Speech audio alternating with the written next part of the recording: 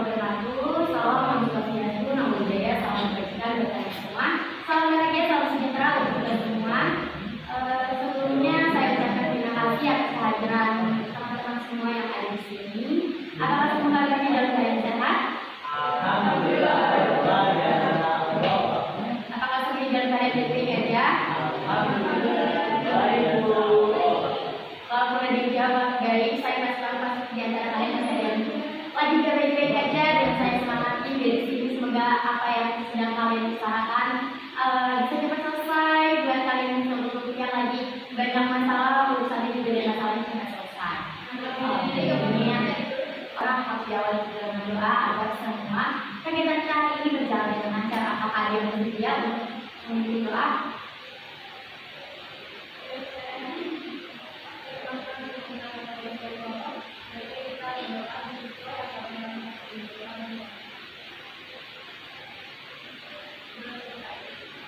Terima kasih. Oke, dari temannya kita di sini, kita akan melakukan bimbingan kelompok. Yang bisa bimbingan kelompok ini adalah suatu layanan kelompok yang terdiri dari 8 sampai 15 orang, yang dimana terdiri dari pemimpin kelompok ini adalah ibu. Perkenalkan ibu sendiri. Pemimpin kelompoknya itu memiliki siapa ada. Nah, dan juga ada anggota kelompok kami. Yang anggota kelompok itu ada kalian semua, ada 1, 2, 3, 4, 5, 6, 7, 8 orang. Berarti ada termasuk pembimbingan kelompok, karena kan bimbingan kelompok ini terdiri dari 8 sampai 15 orang. Oke, nah dalam bimbingan kelompok ini kita tuh bertujuan untuk apa? Bertujuan agar kalian semua dapat memberikan pendapat-pendapat kalian, sehingga teman-teman lain yang belum tahu jadi tahu, dan punya wawasan yang lebih luas lagi nih mengenai topik yang akan kita bahas nanti. Nah, untuk tujuannya juga adalah ada tujuan yang dimana tentunya kalian bisa mengembangkan potensi kalian, baik dari wawasan atau dari sikap yang nantinya akan kalian simak dalam pertemuan diskusi ini. Nah, dalam bimbingan kelompok ini kita tuh menjunjung tinggi asas kerahasiaan. Apabila nantinya ada yang topik pembahasan kita ini kan nantinya ada dari ibu. Apabila nanti dalam pembahasan ada sifat yang pribadi, kita mohon itu dijaga kerahasiaannya, jangan sampai disebarluaskan ke publik ataupun ke orang-orang di sekitar kalian. Yang boleh kalian sebarkan itu adalah hal-hal yang positif aja, yang bisa kalian lakukan untuk bermanfaat untuk kalian lain dan juga sekitarnya. Nah, untuk selain asas kerahasiaan, kita juga ada asas yang namanya kehormatan dan juga keaktifan. Jadi di sini meminta tolong kepada kalian semua untuk aktif dalam berpendapat dan juga memberikan solusi atau menambah pendapat dari teman-teman kalian yang lain. Nah, untuk sebelum melanjutkan kegiatan selanjutnya, kita kenalan dulu kali ya. Setuju gak nih? Kayaknya belum pada semangat. Oke, kalau akan sebelum perkenalan kita melakukan perkenalan terlebih dahulu. Di sini belum pada saling kenal kan? Tapi kayaknya masih pada orang sudah nanti. Kenapa nih kondisinya? Ayo ditahan dulu nanti. Kita perkenalan dulu satu-satu dulu. Mau mulai dari mana nih perkenalannya? Dari sini atau dari sini? Oke, silakan.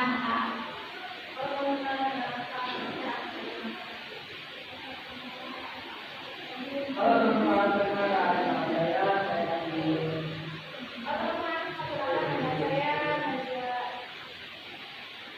Halo teman-teman, nama saya Budi Satu.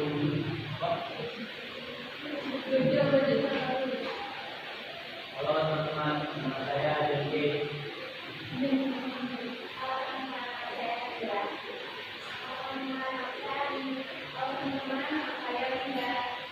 Oke, karena semuanya sudah saling kenalan, boleh kali ya kita ngomongin.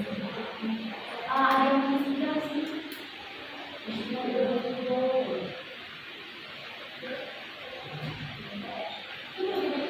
Oke, untuk permainannya kita mulai. Jadi kita bakalan nyanyi apa ya? Ada yang mau juga nyanyi apa? Oke. Nah, boleh banget. Jadi nanti kalau video ini dia di tempat kalian, pokoknya kalau belum habis yang terakhir megang video ini harus nyanyi apa nih, nyanyi pakai vokal ya, jadi cocok dong terus juga.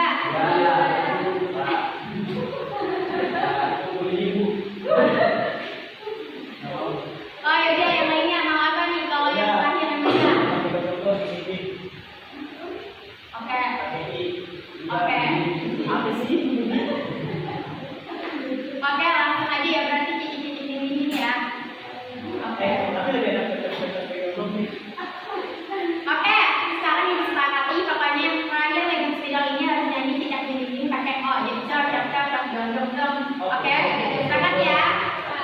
Oke, mulai dari mana nih?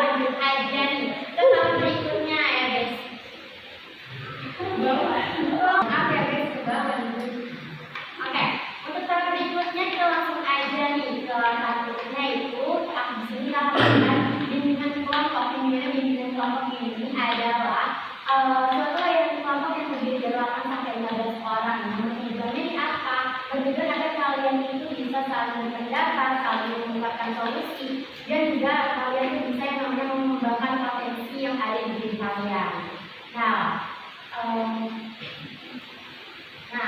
Selanjutnya untuk topik yang akan kalian udah siap belum nih untuk melakukan bimbingan kelompok pada hari ini? Iya. Kalau semuanya udah siap untuk melanjutkan bimbingan kelompok, sekarang Ibu akan melakukan topik tugas, di mana topik tugas ini topiknya dari Ibu, dan kalau nanti ada topik tugas itu bisa dari kalian, tapi untuk hari ini Ibu kasih topik tugas dulu. Topik tugas saat ini adalah pelecehan seksual. Pelecehan seksual di sini ada nggak sih yang tahu pelecehan seksual itu apa? Boleh angkat tangan kalau ada yang tahu. Pelecehan seksual, jadi ada suatu tindakan yang dilakukan oleh orang pelaku terhadap korban. Tindakan itu biasanya bersifat seksual, dan tindakan tersebut itu dianggap merugikan korban. Korban dalam arti merugikan kata atau menambah korban atau harga diri seperti itu yang bisa selama ini sampai kayak harus ada dalam kalimat itu adalah pelaku melakukan secara sengaja dan tanpa izin atau bahkan tidak dapat izin dari pelaku korban. Karena kita bisa dikatakan pelecehan kalau misalnya tidak dikenakan oleh si korban, dan itu sebaliknya kalau misalnya diizinkan maka bukan pelecehan sifatnya. Ya, silakan pegang. Saya sudah sepatah. Coba. Misalkan saya melakukannya secara sengaja nih. Misalkan saya ngambil. Nih, jadi pernah sengaja itu pakai sebenarnya. Lah, berarti kan tanpa izin tuh. Terus, tapi saya tidak sengaja. Nah, kalau saya begini, nah itu bisa baru dikatakan bukan pelecehan.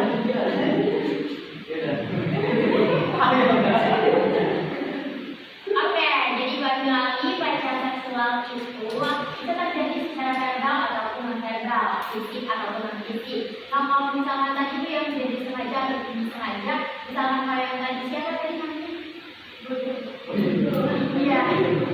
Dari Kang Bojo bilang itu nggak sengaja, jadi kita kayak gini aja. Itu namanya tidak sengaja. Kalau tanpa disengaja bukan termasuk pelecehan seksual, karena tanpa disengaja kan.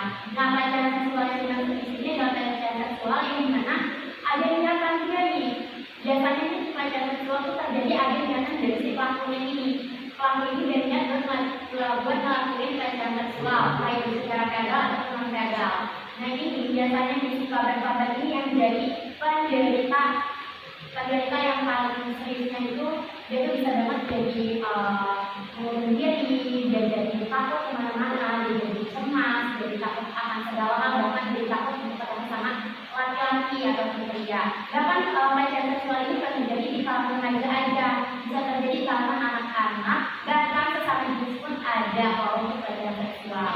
Jadi untuk pelecehan seksual menurut kalian gimana? Untuk solusinya gimana nih?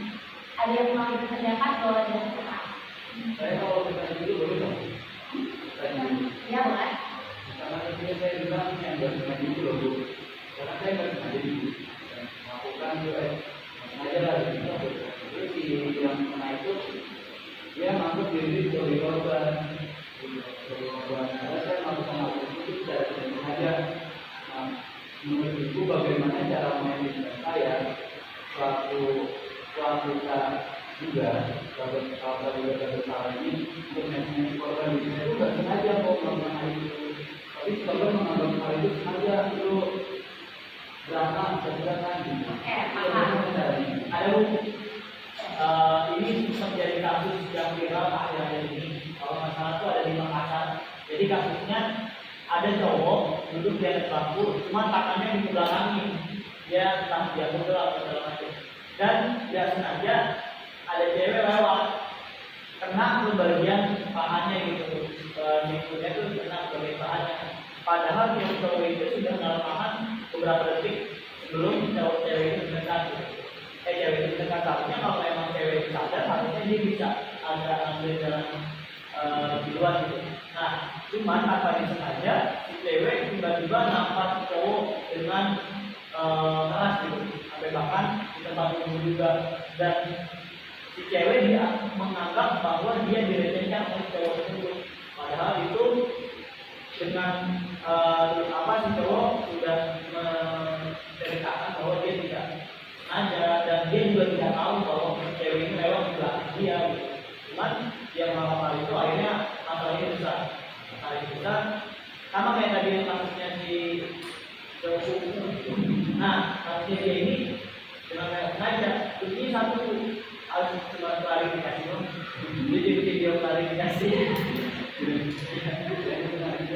Iya, benar. Mungkin dari lain ada yang menambahkan dari kasusnya Dodo sama ada yang menanggapi? Mungkin kalau menurut saya pentingnya berbukti kalau sama dengan tersebut mungkin dan bukti penting gitu kan soal bukti. Taksi. Iya. Kalau nggak ada saksi, ya harusnya. Oke, dibanding lagi ya. Jadi untuk yang tadi kasus dari kakak yang bilang itu sebenarnya wanita itu nakal itu refleks. Dia berarti salah satu bukti untuk menjaga dirinya sendiri. Dia berani untuk menentang hal itu. Itu adalah suatu refleks yang harus diwajarkan ya kalau menurut ibu. Saya tidak sepakat. Nakal. Kalau saya nakal, tapi saya jelaskan gimana? Setelah itu kan setelah melakukan refleks itu kan berarti kan nanti ada klarifikasi. Berarti kalau salah orang sengaja refleks tadi. Yang tadi itu dong. Berarti kalau sengaja kayak gitu itu menerangannya udah niat. Kembali lagi tadi pada awal dia melakukan pelecehan seksual. Dia melakukan pelecehan seksual. Itu yang harus kita tegas di sini. Jadi benar tadi makanya kalau misalkan terjadi itu harus ada bukti, entah itu CCTV, entah itu saksi. Nah, klarifikasi. Nah, untuk selain dari itu, ada nggak sih menurut kalian hal-hal yang merugikan si korban ini kira-kira apa aja kalau kita melakukan pelecehan seksual? Hilang kehormatan. Hilang harga diri. Terus pastinya juga kan korban itu merasa sedih, takut, dan kira-kira apa sih yang harus kita lakuin misalkan orang terdekat kalian tuh ada yang jadi korban pelecehan seksual? Mungkin saya bakal ada kali ya. Kita lakukan 5 pekan dulu supaya dengan teman-teman yang lebih baik. Ya, menjaga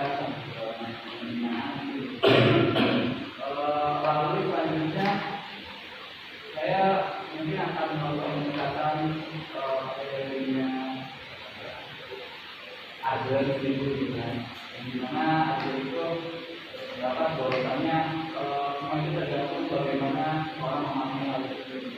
Jadi pada intinya ketika kita berpikiran positif, ya udah semua bakal selesai gitu.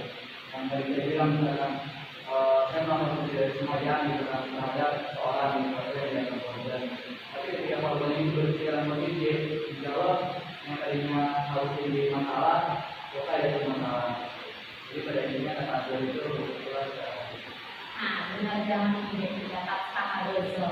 Lainnya yang mau dikerjakan dan tapi kalau misalnya kita melihat pada misalnya teman kita atau saudara sebagainya, pastinya dia kan begitu situasi meskipun dia tidak mau cerita dulu dan dia harus mau tahu dan melakukan apa. Artinya kita jangan menghindar deh. Jadi dia tuh kalau dia mau cerita atau mau sendiri, pastinya misalnya dia merasa dirinya tuh udah gak berhargai. Nah pasti kita kira kayak udah dari kita nantinya takutnya akan adanya hal lain yang lebih lanjut bisa dari diri dan sebagainya karena ada rasa dirinya merasa tidak dihargai tidak berharga. Jadi ketika teman saya tidak saya jadi pada bertanya soal dirinya adanya di teman tersebut oke.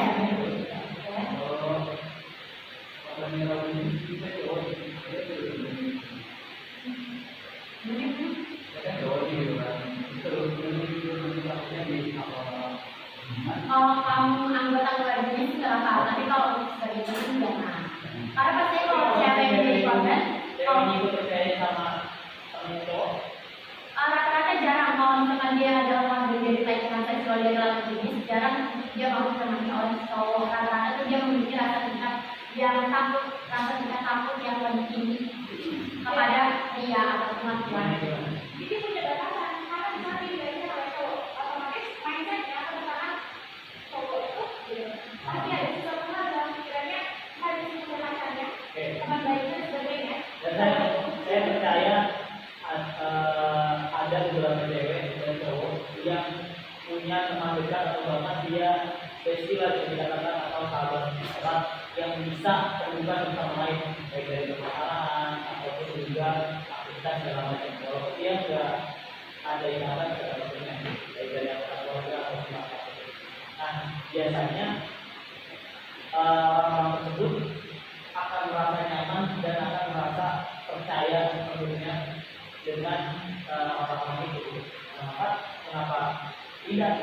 Kalau memang dia cuma punya teman satu, itu tempat bercerita. Dengan melihat dia itu menjadi salah satu pelajaran misalnya dia langsung ada trauma yang berat banget dan akhirnya timbullah rasa yang tidak rasa ketidakpercayaan terhadap lawan jenisnya. Jadi kalau sekali kita melihat dia kembali dengan lesbian masalah itu bukan, tapi setelah kejadian itu apakah mungkin masih ada rasa saling percaya? Setelah adanya pelecehan seksual yang misalnya bahkan ada kekerasan seksual, kemungkinannya mungkin akan sangat kecil. Jadi ada batasan dalam dirinya, ada batasan dalam diri akibatnya itu jadi tidak suka sama dirinya. Dari yang saya tahu juga ada pengalaman anak kecil yang di pelecehan seksual itu. Itu sampai nggak percaya sama ayah sendiri. Nah, jadi Anda kembali bahwa benar ada faktanya di mana ketika kaum dari perempuan ini sudah menjadi korban pelecehan seksual, maka dia tidak akan mempercayai dirinya untuk berkenalan lagi atau lebih dekat lagi oleh lawan jenis sekalipun juga keluarganya. Maka dari itu mungkin kalau kemungkinan itu sudah jadi sahabat, itu kemungkinannya sangat kecil. Ya boleh. Pertama, kasus tersebut itu sudah dibuktikan, sudah dibukti itu hanya pribadi atau fenomena pertama.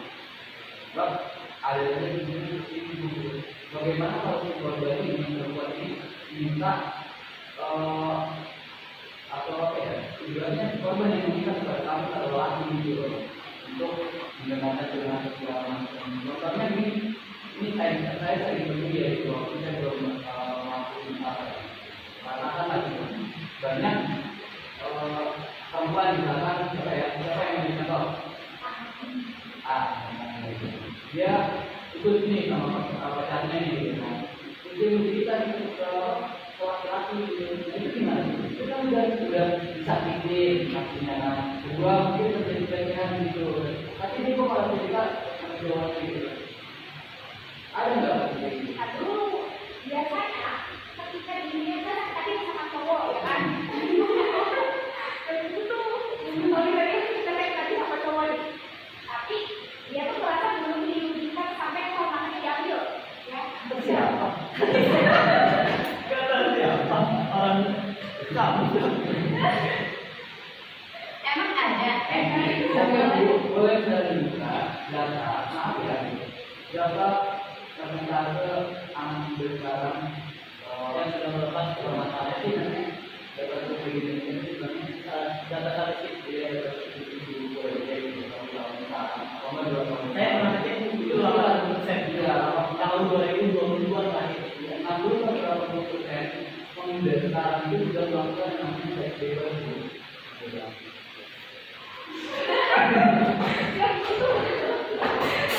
Kebetulan juga ya, kebetulan saya ini kan apa ya, dia pernah implementasi sebagai peneliti di buku gitu kan. Saya selalu meneliti apa sih yang terjadi pada saat ini, terutama di kalangan juga dasar kalangan menuju dengan katanya.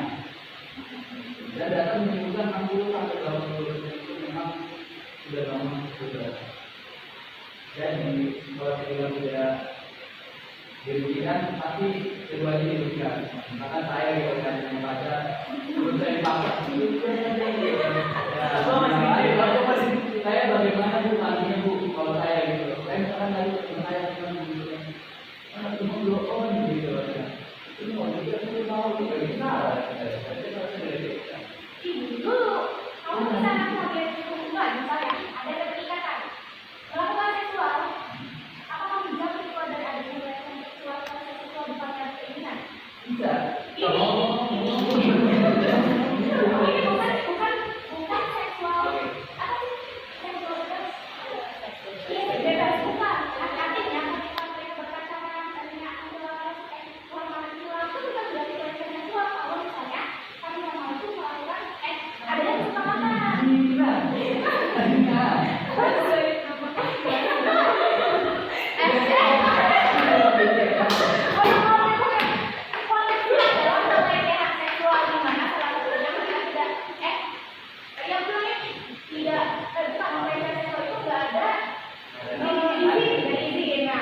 Biasanya sebelah 29% orang yang berpacaran tidak bisa melakukan yang namanya seksual. Nah, begitu pelecehan seksual. Ketika teman-teman ada yang mengajarkan seksual kan juga bisa gitu. Jadi tidak ada melakukan. Dia kan menerima kan, akhirnya dia pada masuk ke seksual. Jadi ada yang kawin Ada beberapa orang yang belum bisa atau nggak mampu untuk mengungkapkan apa yang dirasakan pada saat itu. Contoh saya perempuan, misalkan karena perempuan ini yang merasa dilecehkan, dia ada dijabat sama orang, itu bukan pelecehan yang namanya dijabat. Harusnya dia bisa minta tolong atau kejar, itu bisa. Gitu kan, ketakutan, panik segala macam. Itu pun kalau dilecehkan, kalau kata. Oke, ini bisa ambil alih karena ini udah panjang kali lebar banget ya kalian membahasnya nih yang kalau belum terjawab jangan kita yang permasalahan lainnya. Jadi disimpulin aja bahwa pelecehan seksual ini kan tadi sudah dikatakan bahwa terjadinya pelecehan seksual terjadi verbal dan juga non verbal. Ini benar verbal dan juga non verbal ini adalah fisik dan juga non fisik yang dimana ini harus difasilitasi. Benar tadi kayak yang pendapat pendapat ibu didengar semua pendapat-pendapat dari kalian dan itu bagus-bagus banget. Dan untuk pelecehan seksual ini apa sih yang harus kalian komitmenkan kalau misalkan terjadinya pelecehan seksual baik dari diri sendiri atau dari lingkungan yang lain? Ya boleh apa? Dari saya berkontribusi karena saya sebagai perempuan saya akan menjadi mungkin saya tidak akan menunjukkan orang-orang itu kita laki itu dapat melakukan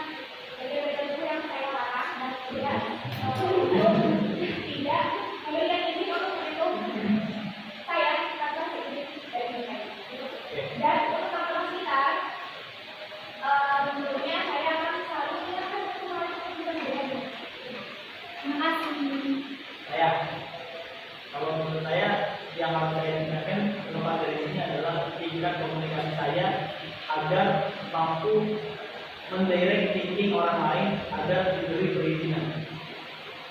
Maka kalau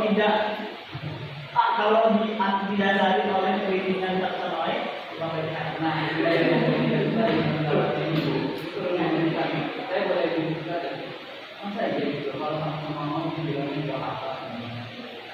Ada itu juga oleh agama. Perspektif seksual ya. Jadi perlu diingat Bu, saya pernah dengar kata tidak kalau kronologi ini seperti ini. Laki-laki memberikan cintanya untuk imannya, sedangkan perempuan memberikan imannya untuk cintanya untuk kamu. Jadi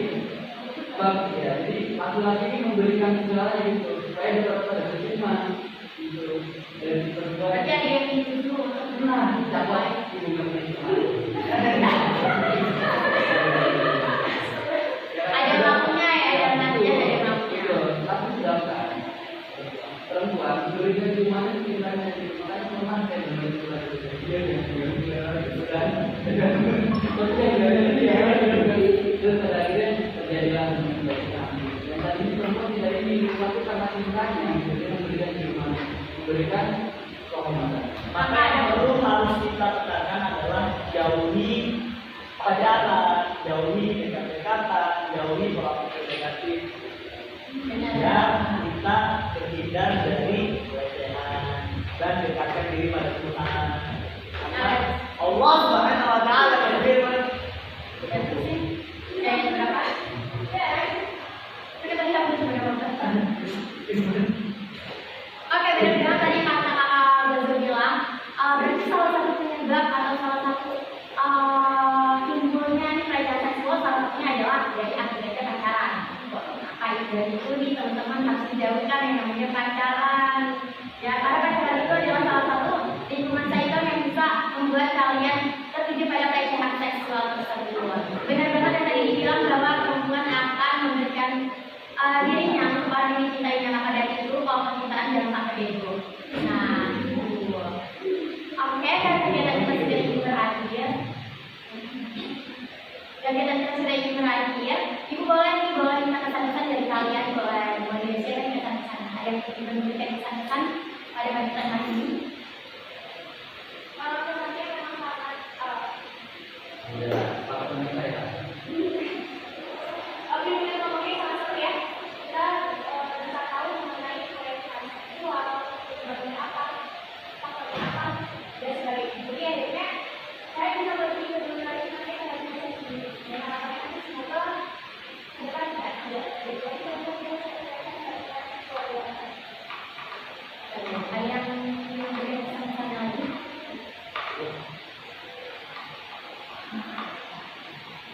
Oke, kalau ada yang memberikan kesan-kesan, ibu ucapkan terima kasih untuk pertemuan pada hari ini. Terima kasih atas partisipasi kalian semua.